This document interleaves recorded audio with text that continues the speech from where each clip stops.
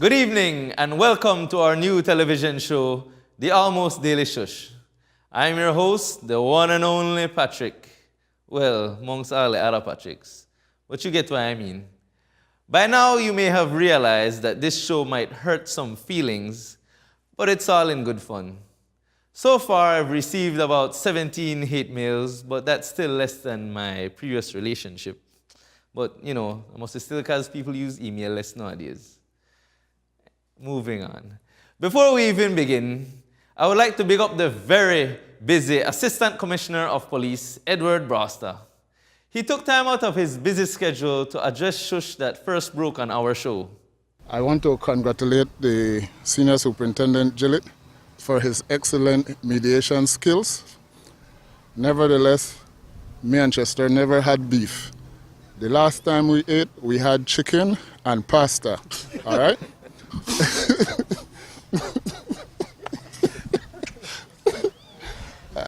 Good sport. Love the sense of humor. So, once again, we start our show with the topic that has been dominating conversation since Sunday. As we have reported, Guatemala held their ICJ referendum on Sunday, April 15th, and had a low voter turnout. The majority who voted, though, voted in favor of going to the ICJ. However, there have been protests in Guatemala since. Our correspondent was there, and we go live with him in Guatemala City. Patrice, what's going on out there? Thanks, Patrick. On Sunday, the few Guatemalans who had no other plans for the day went to the polls and voted yes in the referendum vote. But that was just the beginning. Since the results were announced on Monday, there have been whispered protests around the country. When we asked a few protesters, we were told that they thought they were voting yes to claim in Brazil. One man said he had already booked his tickets for the next Rio Carnival. While another asked, where is Belize? Well, if then I'll stop hiding it on a map. Anyways, so what's happening right now? Well, nothing really, Patrick. It's absolutely quiet. Apparently, for them, Libris broke over even quicker than for we one. I see what you mean. So, why are you still in Guatemala? Well, I had to take some Spanish lessons just in case. But no worry, the car association, nothing. I had to stay right at the house. Well, that's todo para mí. Back to the studios. Patrick, adios. Adios, Patrice. Yes, we're a small and energetic staff here at the Almost Daily Shush.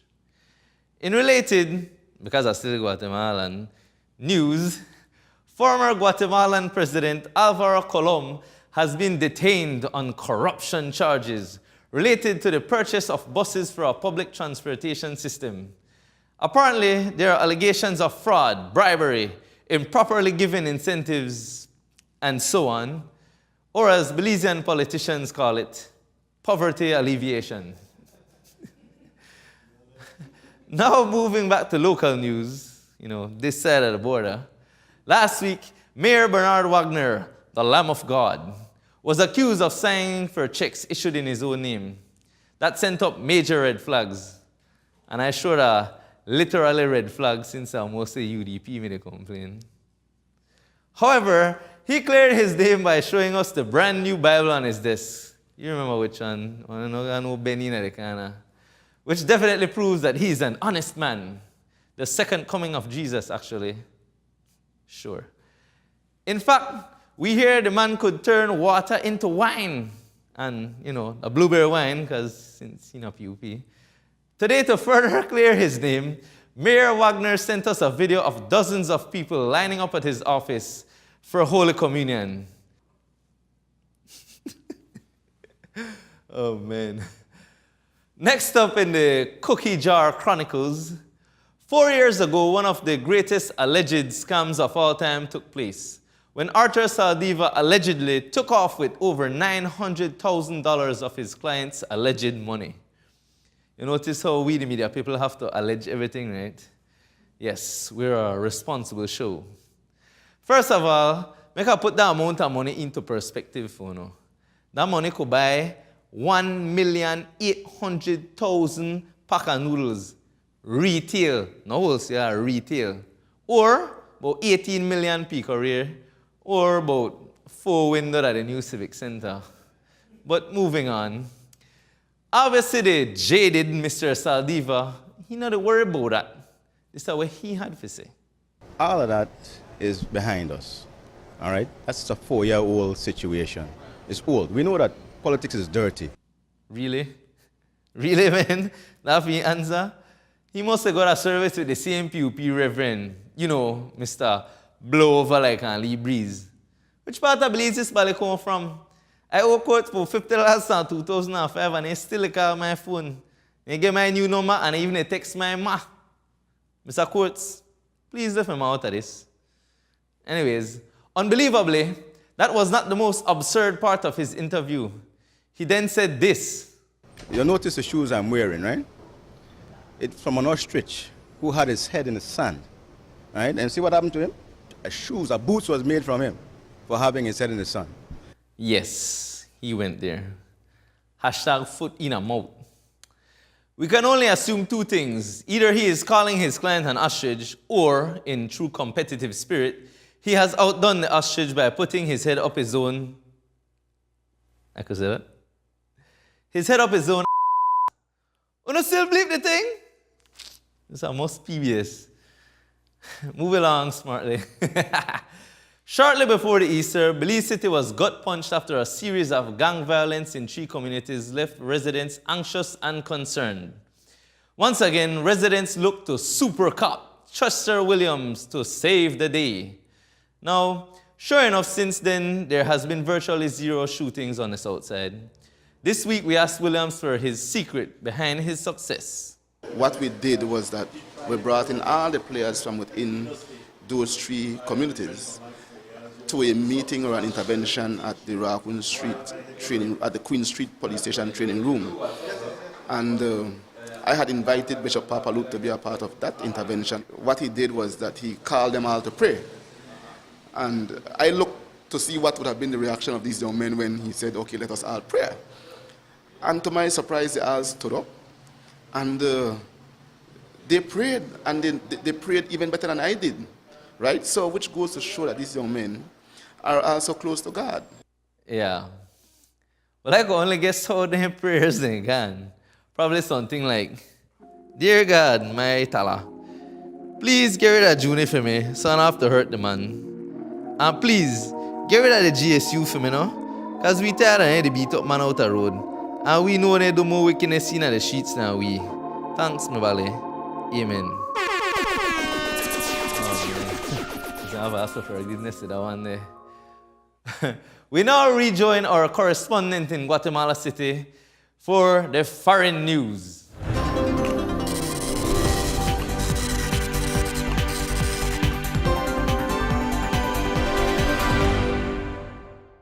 Thanks, Patrick. I must say you look familiar. I think we may be related.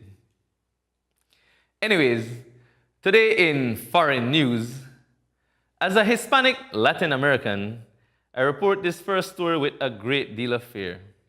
The President of the United Wall of America is under increased condemnation after a porn star has said a man was paid to threaten her about her relationship with the President. First of all, I'm shocked. I thought that it should be her who is ashamed to have had a sexual relationship with the 45th President just last week. The President's personal lawyer's office was raided. Not a panty raid, by the way. And it is believed that investigators found a tape recording of some sorts. We're unsure if it's a mixtape with presidential hip-hop or a Ray J type of tape. But as soon as I find out more, I will report. And now in Korean news, Kim Jong-un. Last year I did a research and realized that if North Korea nuked the United States, the damage could affect countries up to 3,000 miles away. So, if a bomb is dropped near California, half of Belize will still get it. That's up to Hopkins. So, no wonder Guatemala no they claim the top half. Anyways, it seems that North Korea might give up their bombs. This week, they announced that they will be officially ending the war with South Korea, and they will be hosting the president of China in their country. This is all after they announced Kim Jong-un will be meeting with President Trump and other world leaders after so much years of being a hermit country. Patrick, this is very good development. Now for some Cuban news. In other foreign news not relating to the United Wall of America, the Castro family has finally released whole of communist Cuba. President Raul Castro, brother of Fidel Castro, has announced that he will be stepping down. The country's National Assembly is expected to nominate Miguel Diaz-Canel, Castro's deputy, as the country's new president. The Castro family has been subject of equal love and hate across the world, with people admiring their defiance of the international pressures and some opposing their communist rule. I will definitely follow this story to see if his resignation will affect the filming of the new Fast and Furious movie. Back to you, Patrick.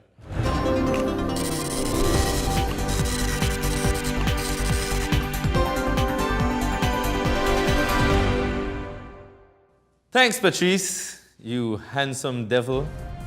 And now, a word from our sponsors.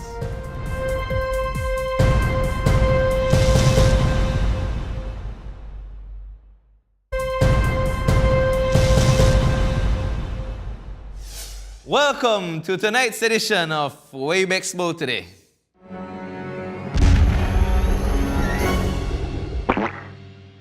Like I've said, we all know Belizeans love complain.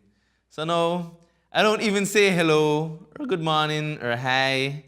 As I see somebody ask, what you Expo today? Before you go back for shilling, what you Expo for today? So, let's hear what Belizeans Expo today. So, we have to be real. Some are jealous of the successful Chinese businessmen and end up the hate. So that means you complain about everything we they do. If they come to Belize and get rich, we vex. If they put too much ketchup and pepper on the chicken, we vex. And if they know how we vex. So check out this classic example. I'll later post this on Facebook. And we warn you, this person, Miss Subex, we had to use an counter to keep track of the cussing. So let's get on with it. All right, so what she said, not me. Our government needs to do something about this. This is my complaint. There are about 6 Chinese establishments that need workers in Corozal town. But when a black Belizean walks in asking for that vacancy, they lie how they already got a worker, she coming on Monday. I could actually hear the accent in it. I was that black Belizean, and yesterday I rode into town to see if vacancies was filled, and guess what? The need worker signs are still up on these establishments. They're so quick to say Belizeans don't like to work. Yes, mother. That's because you, mother, don't want to hire us. You come in our country and make your business and don't want us to work for you. What kind of is that? We really need to start supporting these people. Oh, wait, there's more. Soon done. I work for a living. I'm not a thief. You try look for work when they want, look on you like you ain't motherfucker. I don't know how to make people think towards uno. Done rough in this country, and these not a help by giving someone opportunity to make a living. Wow. I think I need a little blessing from Reverend Musa after I read that one there. Now, with so much bad words, I wonder if she could get hired anywhere in this country. Miss Spot him out, probably went to the shopper and say, I want a job, you cheap.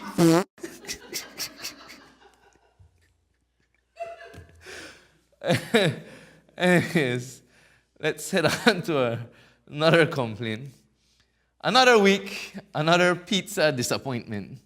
This Facebook user complained that, open quote, so I decided to give this pizza establishment another try. Why? This time I bought 1 6-slice pizza and an 8-slice pizza. Okay, quick pause. That are more than just getting a try, right? You try buying enough pizza for feed whole of Hopkins. Anyways, back to the complaint. Upon receiving them, both pizzas were almost identical, as you can see.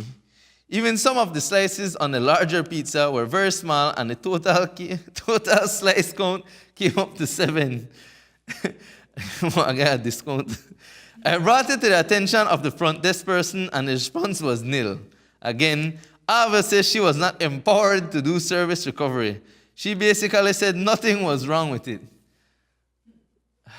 I have 2 things to say. That look worse than the Fried Jack cigarette flavored Fried Jack do for the last time. And I don't care what kind of knife they may use, they end up with 7 slices instead of 8. But this is what happens when you buy food off a Belize by yourself. There's always a catch or something missing. Or somebody can't cook, some confusion in numbers. All right. All right. This one is even funny, right? According to a news report on NBC, a woman from Tampa, Florida, is upset that a package containing her mother's prosthetic foot was misplaced by Southwest Airlines. The woman came to Belize on March 30th, 2018, to deliver the foot to her 97-year-old mother. She was excited that she had finally been able to replace the old foot, which was merely being held together through the use of duct tape. Now, I can understand where worse. The foot was located after Crawford's return to the U.S., but Southwest Airlines was only offered her $300 compensation on her flight and the luggage fee to transport the artificial limb. Southwest, we call on you to do better. She definitely had a right to be vexed. So, if you're not vexed after the hearing stories, especially the first one, you probably have no emotions. Well, stay tuned as we go for a quick commercial break. We'll be right back with the weekend vibes.